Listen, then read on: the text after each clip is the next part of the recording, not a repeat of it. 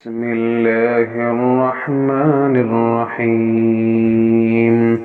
والفجر وليال عشر والشفع والوتر والليل إذا يسر هل في ذلك قسم لذي حجر ألم تر كيف فعل ربك بعاد إرم ذات العماد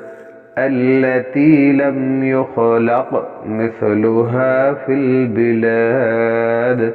وثمود الذين جابوا الصخر بالواد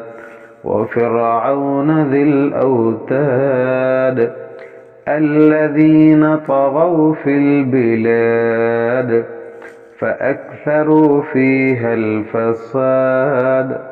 فصب عليهم ربك سوط عذاب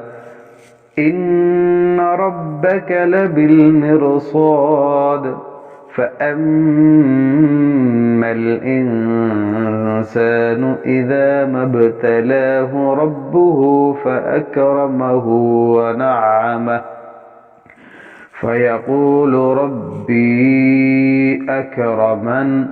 وأما إذا ما ابتلاه فقدر عليه رزقه فيقول ربي أهانن كلا بل لا تكرمون اليتيم ولا تحاضون على طعام المسكين وتأكلون التراث أكلا لما وتحبون المال حبا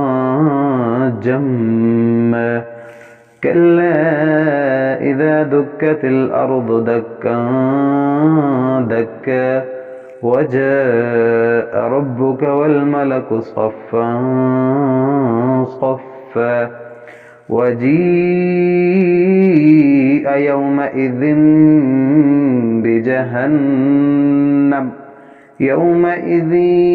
يتذكر الإنسان وأنى له الذكرى يقول يا ليتني قدمت لحياتي فيومئذ لا يعذب عذابه أحد ولا يوثق وثاقه أحد يا أيتها النفس المطمئنة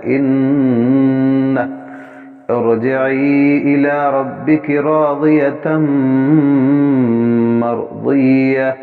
فادخلي في عبادي وادخلي جنتي.